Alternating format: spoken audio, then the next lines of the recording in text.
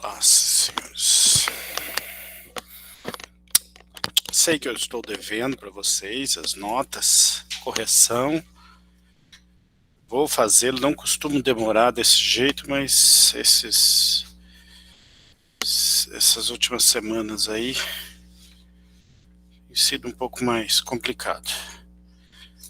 Prometo aí que até semana que vem eu devo ter pelo menos a reclamação e a contestação corrigida.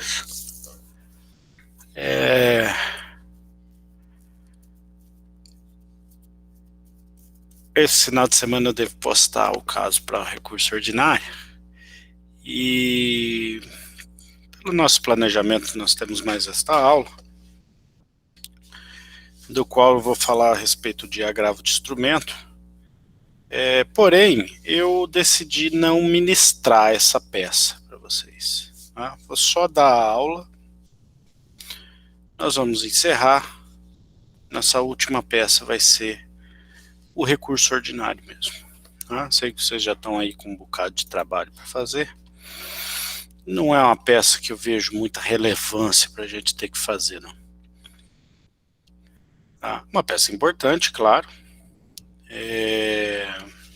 Muito raro cair, eu vi uma vez cair na OAB. Deve ser estudada, com certeza. Mas ela não tem uma complexidade. Tem outras peças que seriam mais relevantes do que ela. Por exemplo, o recurso de revista. Porém, como eu já falei, comentei com vocês anteriormente, eu não iria me imiscuir aí nessa linha do recurso de revista, justamente pelas dificuldades dela. Ela tem dificuldades processuais e materiais, dos quais demandariam aí mais aulas, mais uma atenção muito mais voltada especificamente. Diria aí que para a gente falar mais ou menos sobre recursos de revista, a gente teria que ter pelo menos uns 3 encontros, para a gente poder ter uma compreensão satisfatória, tá? Perfunctória, diria, mas com um certo grau de satisfação, para daí ainda ter um acompanhamento na realização da peça. Então é uma peça um pouco mais difícil o seu desenvolvimento. Não pela peça em si, a peça de repente pode ter 5 páginas. Mas as nuances dele, o pré-questionamento, o desenvolvimento, por exemplo, de divergências jurisprudenciais, o trabalho que deve ser feito, a gente realmente demanda que a gente dê uma atenção muito maior. Tá? Por isso que eu digo, estudem o recurso de revista à parte, tá? Porque ele é muito importante. Tá? Por isso que o nosso tempo tão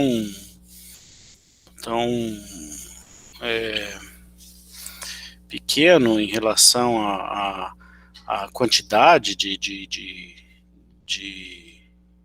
conteúdo que tem o direito ao processo do trabalho. Então, o recurso de revista e a reclamação praticamente demandaria todas as nossas aulas. Por outro lado, o agravo de instrumento não, é uma peça muito simples, muito tranquila, assim. Tem suas características próprias, é claro, que devem ser estudados. Pode ser que caia na OAB, mas como eu disse, ela é muito raro. As peças mais recorrentes são reclamação, contestação e recurso ordinário. Essas são as mais recorrentes. Inclusive eu tenho até que ver o que caiu na última OAB. Alguém sabe o que caiu? Não cheguei a olhar nessa última prova. Alguém viu? Chegou até essa curiosidade? Não? Ninguém? Eu vou até dar uma olhada. Foi contestação, professor, parece. Foi contestação. Eu imaginava. Na penúltima, acho que foi uma reclamação. Então, assim, geralmente é isso. Os últimos anos tem sido nessa reclamação, contestação, recurso ordinário. Reclamação, contestação, recurso ordinário, né? Então é difícil cair outra, assim. As que tem mais chance de cair são essas mesmo. Como eu disse, tem que estudar as outras, sim, claro, porque podem cair, o agravo de instrumento, por exemplo. Como eu disse, inquérito judicial de apuração de falta grave. Queira ou não, é uma peça que pode cair. Mas ela é muito rara. Eu vi acontecer uma vez. Ah, não, na OAB acho que nenhuma. Tô dando uma olhada. Ação de consignação em pagamento, por exemplo. Viu? Caiu uma vez. É possível, né? No processo de trabalho? Sim, é possível. Né? Então eu vi cair uma vez só. Às vezes pode acontecer. Ah, teve uma vez que caiu é, uma ação de cumprimento. Ação de cumprimento é uma ação que o sindicato promove contra a empresa para cumprir convenções estabelecidas em convenção coletiva, para cumprir normativas de convenções coletivas. Então a empresa está descumprindo, o sindicato vai lá, faz a fiscalização dele e propõe uma ação de cumprimento. Já vi cair uma vez também, mas como eu disse, é muito raro. Mas enfim, então muitas devem ser estudadas para essas. Só um instante.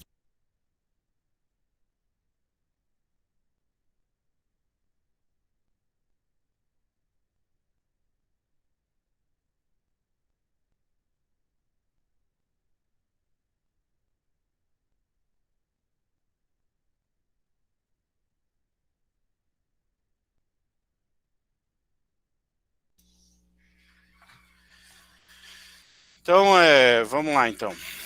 Vamos falar para então agravo de instrumento, como eu disse, uma peça.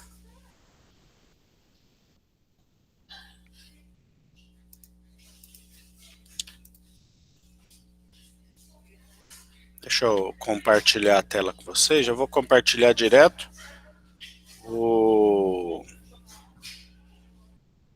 Só um pouco.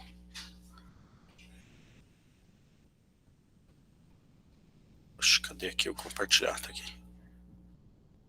Janela.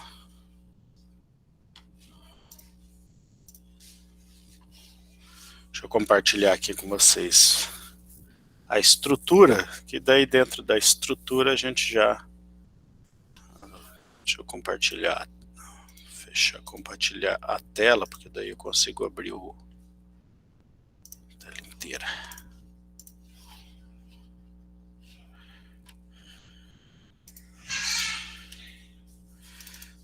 Eu consigo compartilhar o Pontifex também.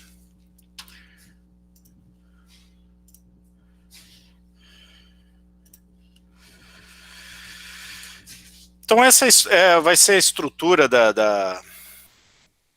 do agravo de instrumento.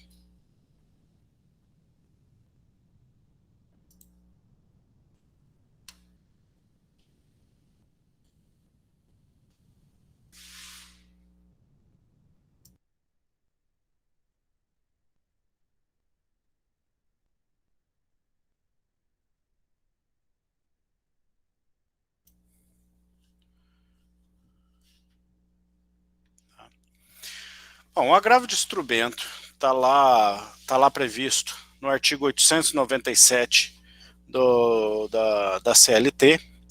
Tá? Lá tem a previsão de duas modalidades de agravo. Tem a modalidade do agravo de petição e a do agravo de instrumento. Nós já conversamos sobre isso quando a gente falou de teoria geral dos recursos, mas eu vou repetir rapidamente.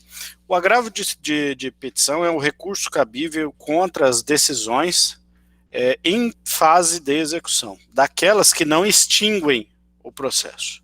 Né?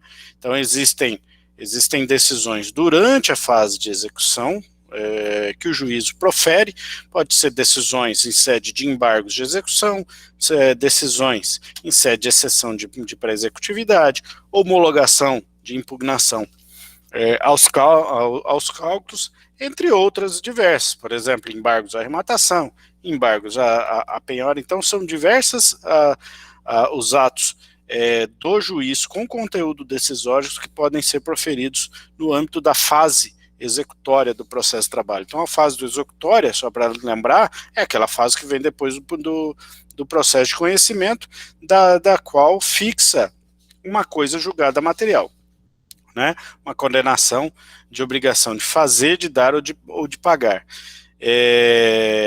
Proferida a sentença ou através do acórdão, forma-se a coisa julgada material, um título executivo judicial inicia o processo de execução. Claro que pode haver processo de execução trabalhista com base em título executivo extrajudicial, por exemplo, o termo de ajustamento de conduta que é firmado junto ao Ministério Público do Trabalho, ou do Ministério do Trabalho, ou até mesmo junto com a um sindicato, também servem de títulos executivos para fins da propositura de uma execução trabalhista, que vai ter a mesma formatação que está prevista em relação à execução de título executivo judicial. Mas, classicamente, a execução trabalhista já é feita com base num título executivo judicial, ou seja, coisa julgada material através de sentença, né, ou com a complementação do acórdão, é claro, se houver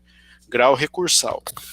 Nessa modalidade de processo, então, durante todo o seu trâmite, várias decisões são proferidas, né? É o juiz que acaba presidindo.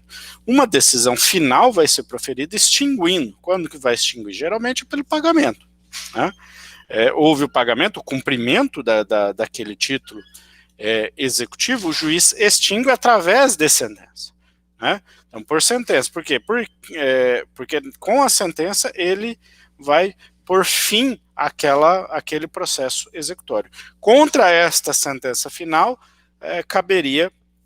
ele desafia a interposição de recurso ordinário, né? Então, agora, é diferente das outras decisões que não põem fim à fase executiva. Então, essas decisões que não põem fim à fase executiva desafiam a propositura de um agravo de petição, que chama, tá? Então, observem essa diferença. No 897 da CLT, também está previsto o agravo de instrumento. Então, tem lá o 897 item A, agravo de petição, 897 item B, agravo de instrumento, né? O agravo de instrumento é um pouco diferente.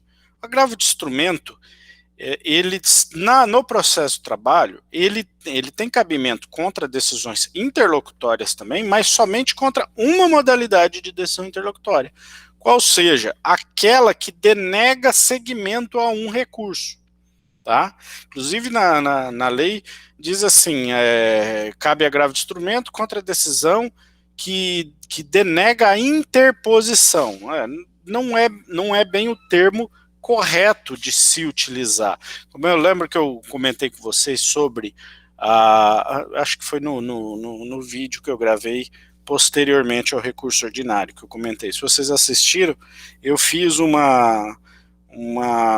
comentário lá a respeito do motivo pelo qual a prática traz essa questão de ser a interposição dos recursos em duas petições, e o que nos remete à interposição do recurso ao processo penal. Poderíamos dizer que aqui as palavras inseridas na legislação acaba tendo o mesmo vínculo histórico, né? Então, denega a interposição no recurso. Não é que denega. O que o legislador estava em mente ali?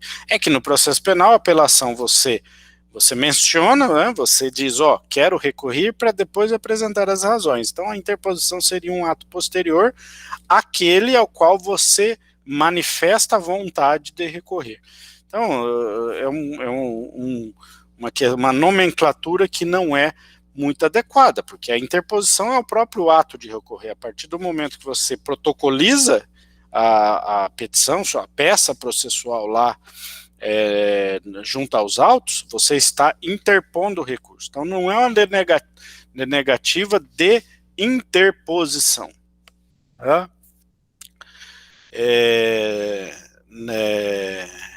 Na verdade, quando o juiz denega seguimento ao recurso, por algum motivo, né? Qual motivo? Pode ser vários.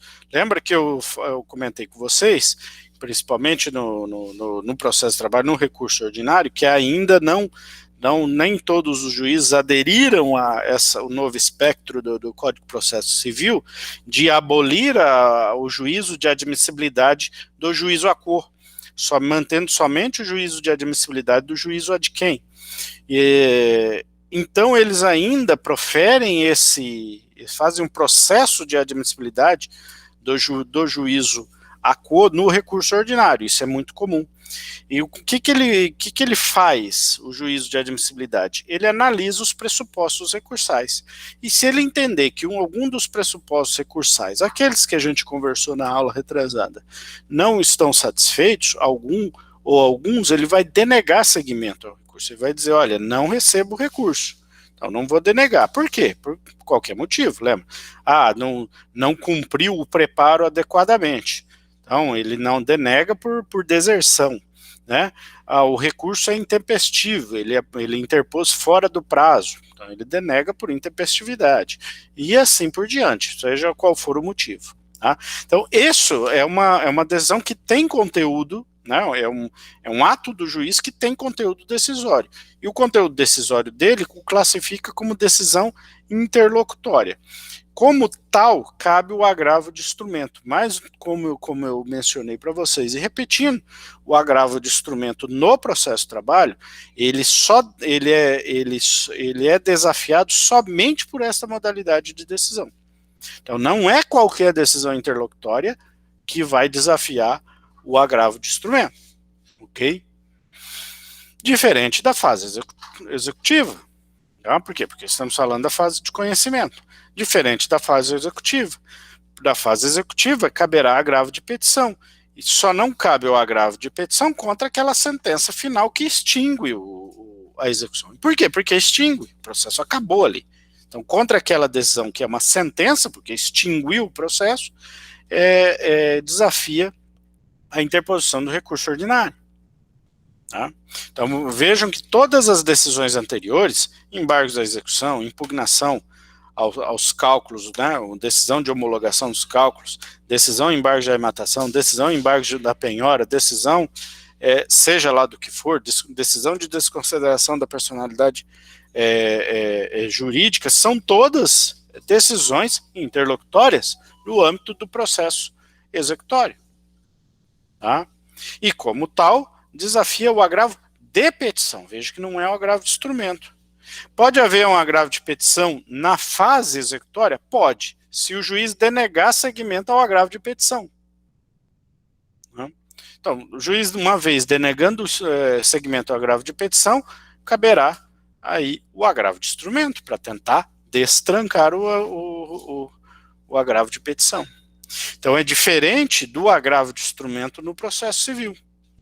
Porque no processo civil, como mencionei anteriormente, também cabe contra tipos, modalidades de decisões interlocutórias. Tem lá o artigo 1025, salvo engano, que menciona 1021 ou 1025, algum desses dois, que traz lá um rol de qual o conteúdo das decisões interlocutórias contra as quais cabe o agravo de instrumento. Saindo daquele rol, teoricamente, não cabe o agravo de instrumento contra a decisão que foi prelatada.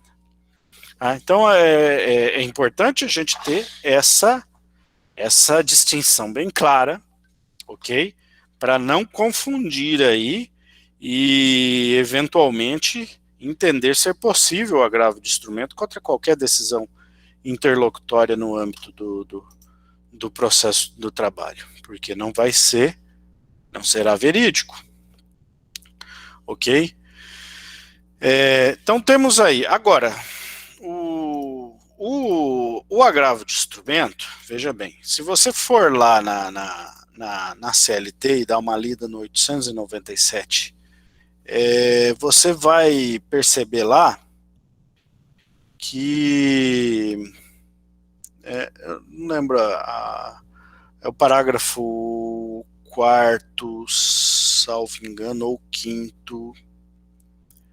O 5º fala das peças obrigatórias e peças facultativas.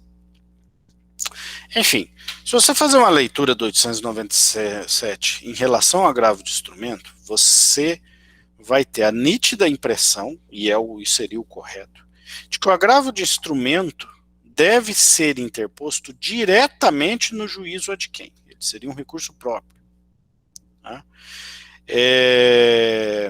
Como é o agravo de instrumento do Código de Processo Civil, no processo civil. O agravo de instrumento no processo civil, na verdade, agora com processo eletrônico, você não precisa mais nem informar o juízo de primeiro grau que você interpôs o agravo de instrumento. Tá? Antigamente ainda precisava, se interpôs, você tem 3 dias para informar o juízo. E era um pressuposto recursal, se você não informasse, poderia a outra parte lá alegar lá no tribunal que não foi informado, e o tribunal ia extinguir o seu agravo de instrumento. Hoje, se o processo for eletrônico, e a maioria o é, sequer é necessário informar, você interpõe diretamente no tribunal. Se você fizer uma leitura do dispositivo, você vai perceber que, teoricamente, era para ser assim também. Uma interposição diretamente no Tribunal Regional do Trabalho. Okay? Porém, o TST, há muito tempo, resolução 1799,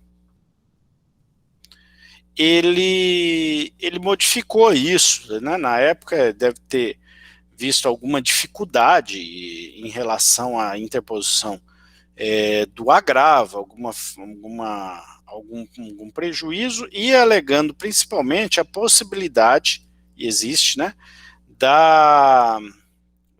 do juízo de retratação do juízo à cor.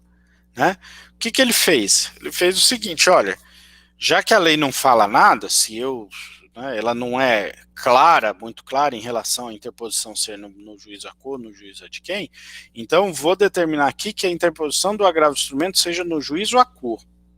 Ou seja, a interposição seja direcionada ao juiz de primeira instância. Tá? A interposição vai ser apresentada perante o juiz de primeira instância, né, do qual vai anexar as suas razões. Ok? E bolou todo ali um processamento em relação ao agravo de instrumento. Com o processo eletrônico, continua sendo da mesma forma, só muda uma ou outra coisinha que eu já vou destacar aqui. Então, qual a primeira característica que a gente vê no agravo de instrumento? É a possibilidade de juízo, e no processo civil também tem, né? A possibilidade de juízo de retratação. Tá? Mediante a interposição do agravo de instrumento, o juiz pode analisar aquelas razões, lógico, ele não sequer é obrigado a ler o recurso, mas se ele eventualmente o ler, ele pode promover o juízo de retratação, falar, não, realmente me convenci aqui das razões do recurso e acho que tem razão, vou me retratar aqui da decisão. Tá? Então pode haver esse juízo de retratação do juízo de primeira instância. Uma segunda característica é que a interposição no juízo à cor. Então essa também é uma outra característica do agravo de instrumento do processo do trabalho. Tá? No processo civil, a interposição já é no tribunal. No processo de trabalho, a interposição no juízo à cor. Agora, isso, né, diferente de tudo aquilo que a gente conversou lá no recurso ordinário, acho que principalmente naquele vídeo que eu gravei posteriormente à aula, e já postei lá para vocês assistirem a respeito, né, que é a complementação da aula, eu expliquei a respeito da interposição com dois documentos, né? Um sendo uma espécie de petição de interposição mesmo, e outro sendo as razões recursais, ou a possibilidade de interposição em um documento só, numa petição só. Né?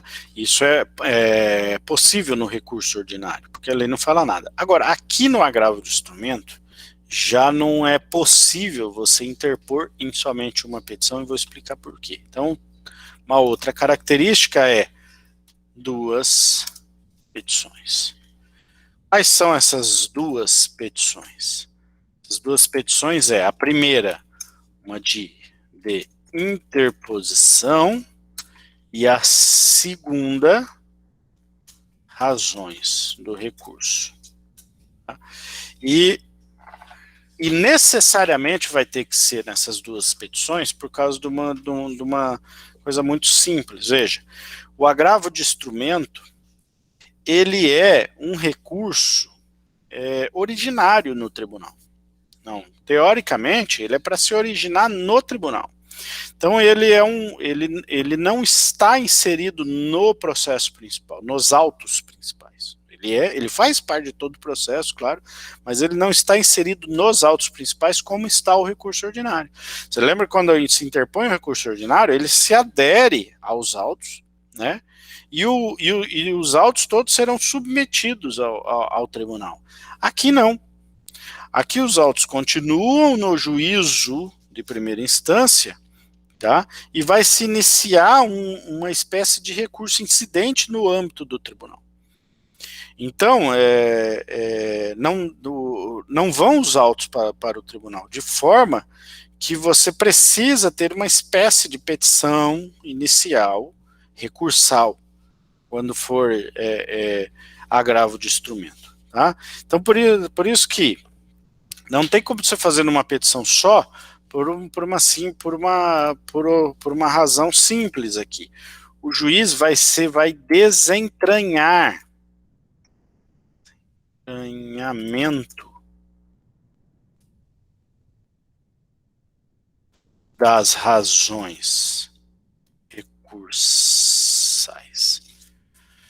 Então veja, uma vez recebido o agravo de instrumento, tá? Recebido assim, interposto o agravo de instrumento, o juiz vai processar, isso está na resolução do TST, o juiz vai processar o agravo de instrumento. O que isso quer dizer? Ele vai intimar a parte contrária, tá?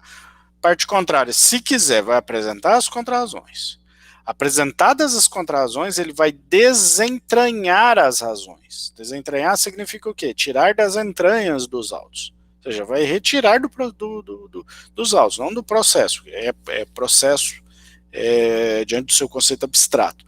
Mas dos autos, né, que é o processo, que é o físico do processo, né, a representação física do processo, mesmo que seja eletrônico.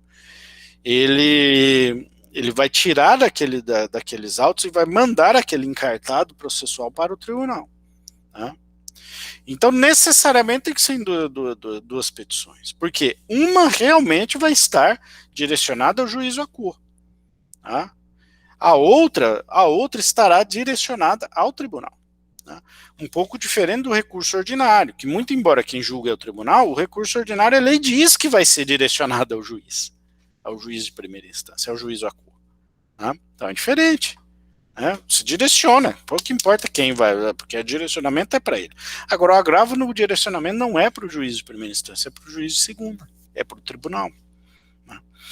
Então, necessariamente tem que ser em duas petições. Ah, mas eu fiz só em uma, o juiz vai cancelar a minha interposição? Claro que não. Claro que não, mas vai ser, no mínimo, vai ser estranho, porque você vai estar direcionando o recurso para ele. Então,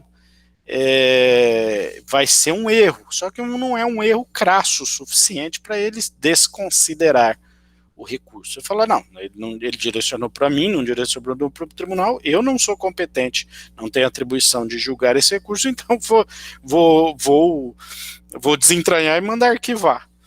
Em tese ele poderia fazer isso, mas ele não vai fazer isso porque sabe que é um erro que é um erro grosseiro que não prejudica o processo. Então, o certo é fazer efetivamente uma petição de interposição, tá? E depois fazer as razões recursais. E, interessante, na primeira petição, veja, na primeira petição, não precisa qualificar. Na segunda petição, precisa qualificar as partes. Veja, por que isso? Não é óbvio? Você vai interpor o recurso, né, com uma petição, vai anexar as razões. Aquela petição do qual você interpôs, direcionando para o juízo de primeira instância, ela vai ficar lá. As razões de recurso serão desentranhadas. Serão desentranhadas e vão ser mandadas. Quando chegar no tribunal, a petição tem que ter toda a qualificação das partes. Correto? Tá? Então, é importante você ter essa noção para onde vai cada peça processual dessa. Ok?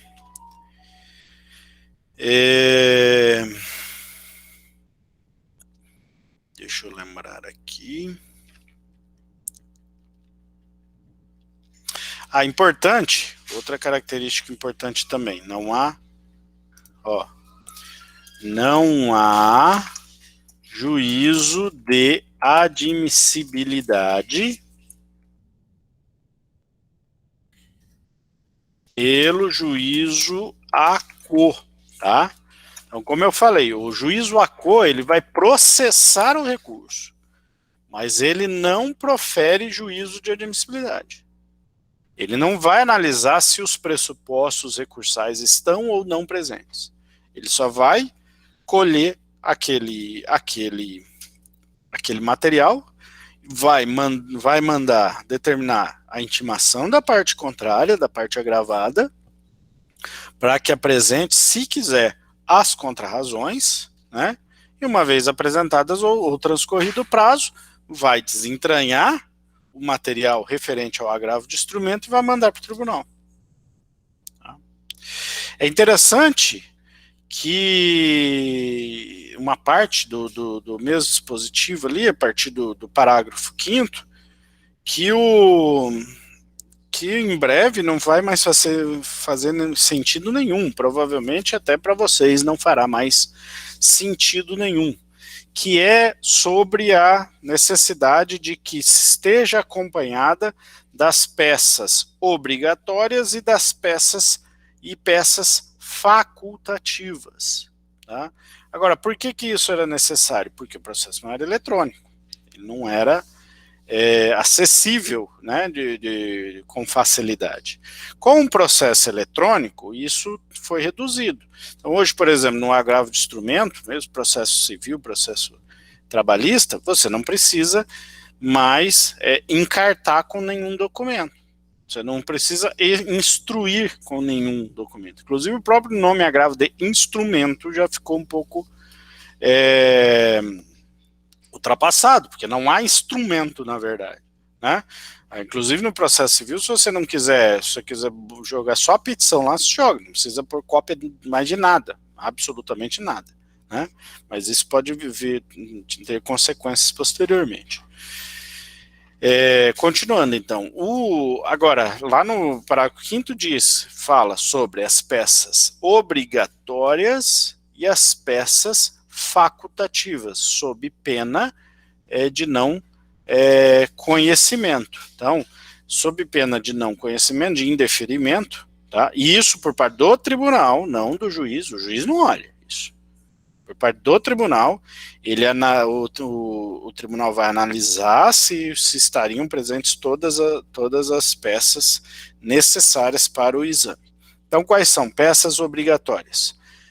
Tá lá, petição inicial, contestação, procurações, decisão agravada, a sentença, a sentença, porque não haverá agravo de instrumento antes da sentença. Né? Concorda? Se as decisões anteriores ao processo de conhecimento não são recorríveis, então, no processo de conhecimento, a única decisão que cabe agravo de instrumento é uma decisão posterior à sentença. Então, cópia da sentença, cópia da decisão agravada, cópia da intimação da sentença, cópia da intimação da decisão agravada.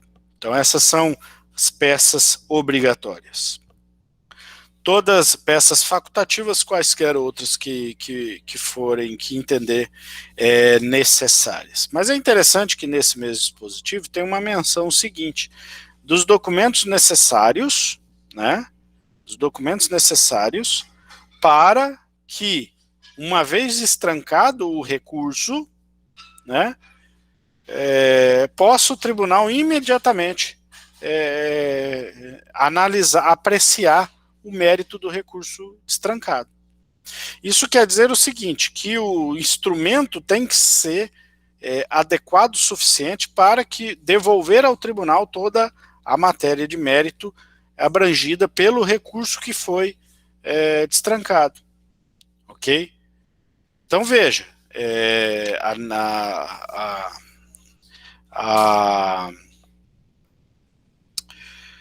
atenção que o advogado deve ter na hora de transportar esses documentos. Né? Então, geralmente, o que o advogado faz? Ele faz uma cópia integral dos autos e remonta o instrumento.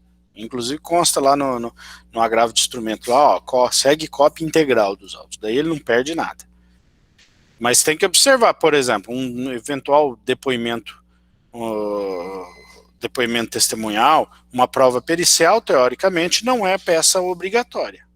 Agora, se ele não for no conjunto instruído, né, do instrumento do agravo, e ele for uma prova essencial para uma possível reforma da decisão da sentença que foi recorrida anteriormente, o tribunal não vai ter conhecimento dessa prova. Tá? Então, veja a importância disso. Então, ali diz, então, eu até não vejo muita propriedade desse dispositivo. Eles poderiam ter colocado simplesmente a cópia integral do processo. Né? Seria mais fácil. Não vejo muita pertinência nisso. Agora, como eu mencionei, agora com o processo eletrônico, isso acaba ficando um pouco defasado, porque no processo eletrônico já não é necessário. Tá? O TST por resolução também diz, ó, não é necessário instruir, promover a instrução do agravo de instrumento, basta a sua interposição. Porém, a sua interposição continua sendo perante o juízo de primeira instância. Então, quando você interpõe ao juízo de primeira instância. Você não precisa instruir, mas tem que ser diretamente para esse juízo, ok?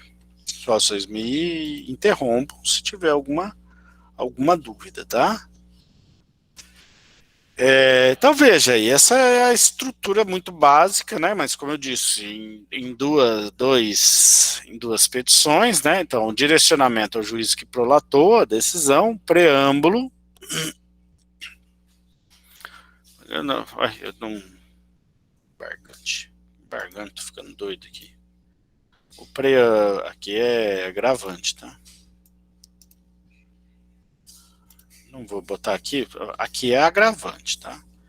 Vem interpor agravo de instrumento, tá? O verbo interpor, o agravo de instrumento. A fundamentação, os pedidos, recebimento do recurso, processamento com a intimação da parte recorrida e remessa ao TRT.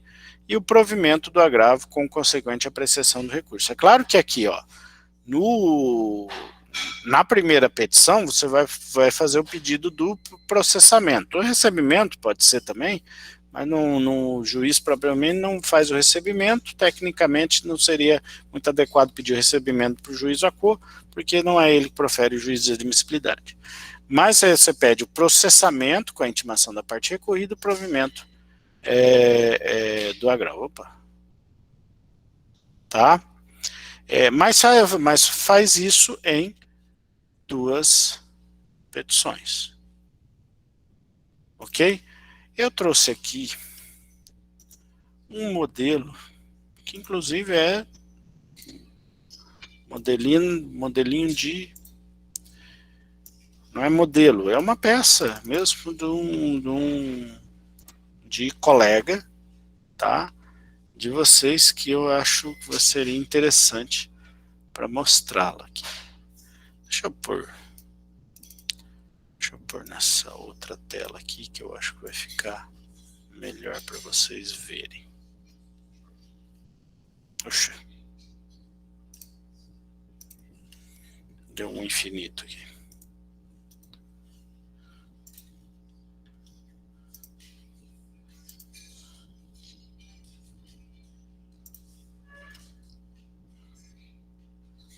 Essa não, essa outra aqui.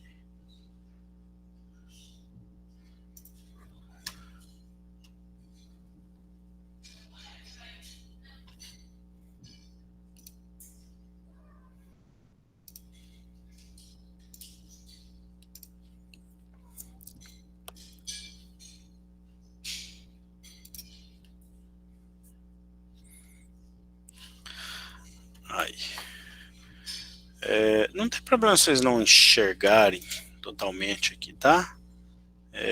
Importante só para ter uma noção da formatação. Então veja, o que o colega faz aqui, né? Excelentíssimo senhor doutor, excelentíssimo senhor juiz do trabalho da subseção de Naviraí, coloca o número dos autos, tal, o nome do recorrente, no caso, né?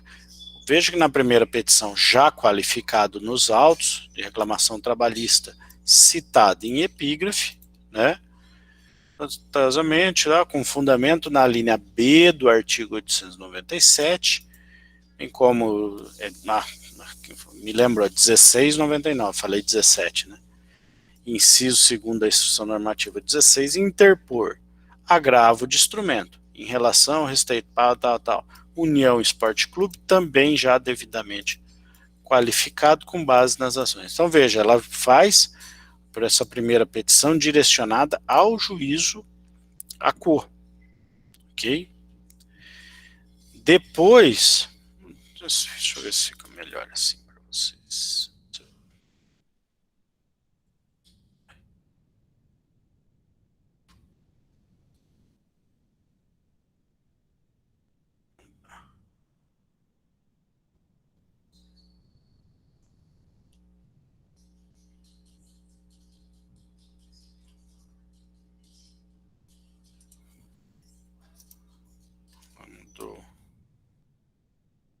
Tá.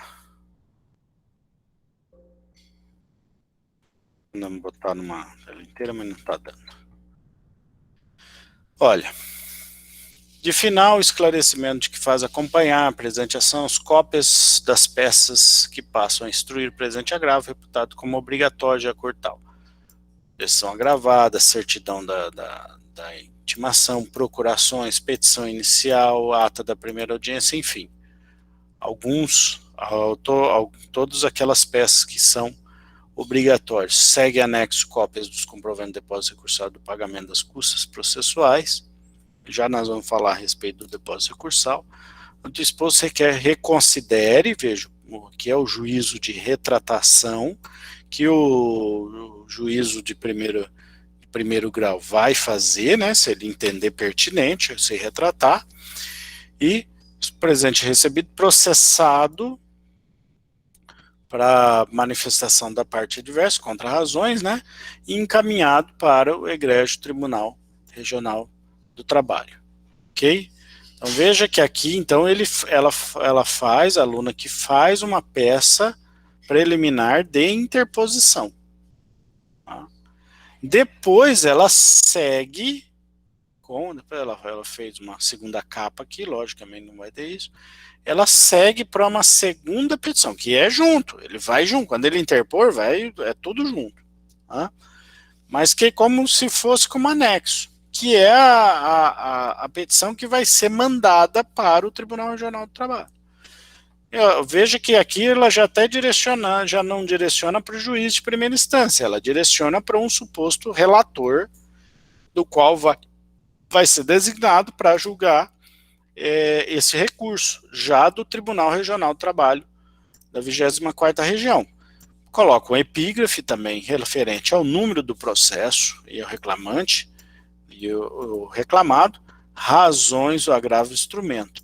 Veja que aqui, ó, ela qualifica novamente. Que ele começou, trata-se de reclamação movida por aí traz a qualificação. Não precisava, né? Ela poderia colocar direto Paulo Pereira, brasileiro, casado. Mas veja que aqui, na segunda petição, que vai nas razões do tribunal, ela faz a qualificação das partes.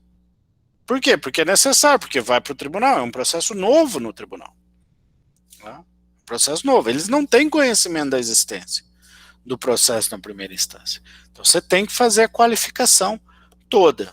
Fez a qualificação toda, uma síntese do processo aqui, né? Uma síntese do que aconteceu no processo de primeira instância, fala alguma coisa do cabimento e fala finalmente das razões, né, dos fundamentos pelos quais aquela decisão tem que ser reformada. Né? Então, aqui no caso, eu não lembro qual foi o caso que eu dei aqui, pois o mesmo não atentou-se fato de ter 2 feriados, deve ter sido intempestividade. Feriado nacional Tiradentes, tal, que só dá no início do dia 21, tal, é questão de tempestividade. Que no caso o juiz teria indeferido por ser intempestivo, porém ele não se atentou a alguns feriados e acabou contando esses dias, incluindo esses dias na contagem do prazo, entendendo que o recurso que ela pretende estrancar, que é um recurso ordinário, teria sido intempestivo. Mas veja como ela muito bem fundamentou, ela foi lá na lei que fala sobre os feriados, ó. Da Justiça também é feriado nacional previsto na lei 5.010, todo feriado tem uma lei, tá? Vocês têm que ficar atentos a isso, todo feriado tem lei, se for nesse feriado nacional, é uma lei do Congresso Nacional, se for um feriado municipal, é uma lei municipal. Não pode ter feriado por decreto, por exemplo. Mas às vezes o executivo decreta ponto facultativo. Não, isso não é feriado, isso é outra coisa, ponto facultativo. Vejo que ela até trouxe os teores da lei muito bem fundamentado, ó. Trouxe até o enunciado 262, ela foi bem além até do que eu estava esperando aqui, né? E finalmente dos pedidos, veja, nós vamos determinar aqui, ao final, pelas razões aduzidas, deu provimento ao recurso, tendo em vista o mérito inquestionado mesmo, demonstrar flagrante, não precisava ter explicado muito, porque isso já está nas razões, né? Mas, em caso imediato, em caso de provimento, né? Imediato julgamento do recurso ordinário. Veja, do que é o recurso que ela pretende destrancar. Já aproveitando, obviamente, pedindo o provimento dele. Então veja que, uma vez julgado o agravo de instrumento e o agravo de instrumento sendo provido, no mesmo ato, prover o agravo de instrumento, no mesmo ato, o tribunal já vai adentrar no exame do recurso ordinário que se pretende destrancar. Daí a necessidade daquele instrumento documental que era. Como eu disse, agora no eletrônico, de forma eletrônica o tribunal já manda subir. Já manda, assim, não é subir, né? Fazer o backup, não, o up, né? Do processo para... A remessa? Como se fosse a remessa, né? Mas seria um up eletrônico, né? Já vai do sistema do primeiro grau para o sistema do segundo grau automaticamente, tá? Mas ela já vai, mas de uma forma ou de outra, você já vai pedir o provimento do recurso que você quer destrancado, porque imediatamente eles já vão analisar o recurso, tá? Pede deferimento e encerra a petição. Veja que é uma petição bem simples, as únicas razões dela, a questão é a montagem dela, você direcionar uma para o juiz, a outra vai ser direcionada para o tribunal, a qualificação, né, a necessidade da qualificação na peça que é direcionada para o tribunal, e o desenvolvimento. E como o tribunal não tem conhecimento do processo, porque a primeira peça que ele vai ver é o agravo de instrumento. Então ele não tem conhecimento nenhum a respeito do que aconteceu no processo, né? Então é importante fazer uma síntese processual para contextualizar a relação jurídica para os julgadores de segunda instância. Okay? Então vê que é bem tranquilo, nada muito complexo, não. Okay? Outra questão importante em relação ao agravo de instrumento é o preparo, né? Lembrem que eu comentei a respeito do preparo, né, na aula passada, quando falei, né, o preparo. No caso, para o reclamante, o preparo é só em relação às custas processuais são fixadas em sentença pelo juiz, quando for improcedente. Lembra que não existe improcedência em parte. Né? As formas de pronunciamento de mérito do juiz é procedente, improcedente ou procedente em parte.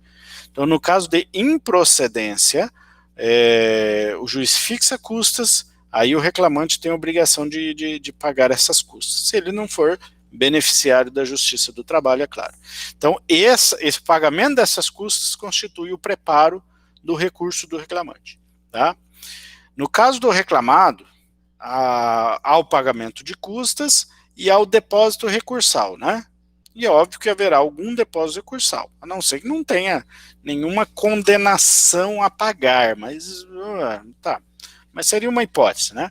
Então, havendo uma condenação a pagar, ele vai ter obrigação no depósito recursal referente àquela condenação. Ah, professor, mas como é que vai ser procedente ou procedente em parte não haver condenação a pagar alguma coisa? Olha, a determinação, a sentença pode ser constituir uma obrigação de fazer, por exemplo, né? uma obrigação de dar. Então não necessariamente vai ser um valor pecuniário, né? Ah, é raro na Justiça do Trabalho, é raro, mas pode ser. Então o preparo vai ser as custas, no caso do reclamado, as custas e o depósito recursal em caso de procedência ou procedência em parte, ok? Agora, o que acontece? Lembra aquele sistema, né, de preparo? O recurso ordinário até 10 mil e pouco, tal, o recurso de revista é o dobro disso, dá 20 mil e pouco, e o preparo funciona da mesma forma. A diferença é que no agravo de instrumento, o valor do depósito recursal se refere a 50% do valor do preparo do recurso que se pretende destrancar. Veja que já houve um depósito recursal naquele recurso, no recurso ordinário, por exemplo. Já houve um depósito recursal. Então, o depósito recursal no agravo de instrumento vai ser 50% daquele valor. Tá? Agora, seguem as mesmas regras. Se o depósito recursal do recurso ordinário já abrangeu o valor integral da condenação, aí não tem nada que se depositar. Tá? Mas o depósito recursal a condenação foi de 12 mil, o depósito recursal foi de 10.900 e alguma coisa, né, que a gente viu. E o agravo de instrumento? O agravo de instrumento você vai complementar até o valor da condenação. Mas foi 18 mil, então você vai ter que pôr mais 50% do que seria do recurso ordinário. Tá? Então segue aquelas mesmas regrinhas, só destacando que, no caso do agravo de instrumento, você só vai observar que é 50% do valor do recurso que se pretende destrancar. tá? Então, esse aí é o preparo do agravo de instrumento. Deixa eu ver, tentar lembrar se tem algo a mais que é importante a gente se referir. Eu não lembro de nada mais relevante não em relação ao agravo de instrumento. Como eu falei, o agravo de instrumento é um recurso importante, vocês têm que estudar, o advogado tem que saber, formação e tal, mas eu não vejo assim muita necessidade de vocês passarem um trabalho mais. Vocês já vão fazer o recurso ordinário, então já vão ter contato com um recurso no processo do trabalho. Eu não vejo muita necessidade de você fazer mais um recurso ordinário, ou agravo de instrumento. Né? Como eu disse, seria até mais importante a gente trabalhar o recurso de revista, mas o recurso de revista tem todo o peso que lhe é peculiar. Tá?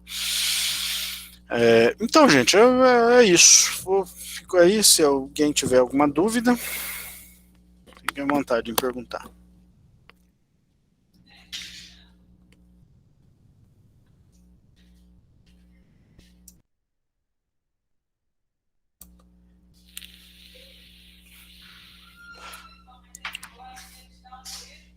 Nenhuma dúvida? Tá tranquilo, gente? Então tá jóia. Bom, se surgirem dúvidas, vocês me mandam, não vou fazer. Já vi que a maioria tá aqui, não vou fazer chamada não, porque eu já estou percebendo que estão todos presentes aqui, tá? Então, como eu falei, eu não vou aplicar o agravo de instrumento como peça, mas para vocês não, né? Seria dar um trabalho, por enquanto, desnecessário.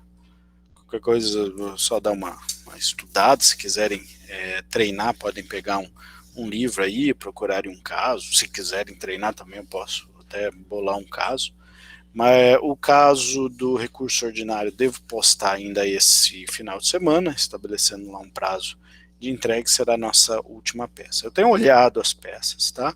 E a sua maioria tem sido boas, eu estou gostando aí, até por isso que eu até não me preocupei muito em sentar e já corrigir com pressa elas para entregar para vocês, não, porque eu percebi que tem sido muito boas no geral, né? As que vocês já me entregaram. Então isso até me tranquilizou. Vocês provavelmente não terão problemas com notas, mas eu vou fazer o esforço aí para até semana que vem, metade da semana que vem, mais ou menos, eu já entregue pelo menos da reclamação e da contestação corrigidos para vocês, tá? Então, fiquem tranquilos quanto a isso. Senhores, aqui me despeço então, se não tem dúvidas. Foi muito bom tê-los como alunos. A gente se vê por aí. Qualquer dúvida, eu estou à disposição, independentemente de eu estar afastado ou não das minhas atividades. Vocês podem me contatar aí se tiver alguma dúvida, se tiver algo que eu possa esclarecer, ok?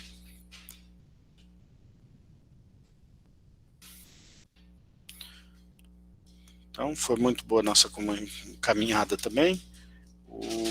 Foi um prazer aí ministrar algumas aulas para vocês. É uma pena que não pega o ano inteiro junto, assim, né? Não tem muito tempo para a gente se conhecer melhor, mas a gente pode se falando. Infelizmente, no ano que vem, teoricamente, nós nos encontraríamos no núcleo, né?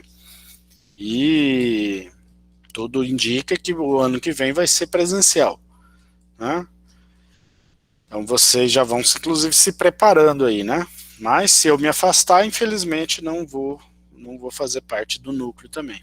Mas eu, quem sabe, dou um pulo lá pra gente conversar, visitar o pessoal de vez em quando. Ok, gente? Então tá. Obrigado, então. Até logo para vocês.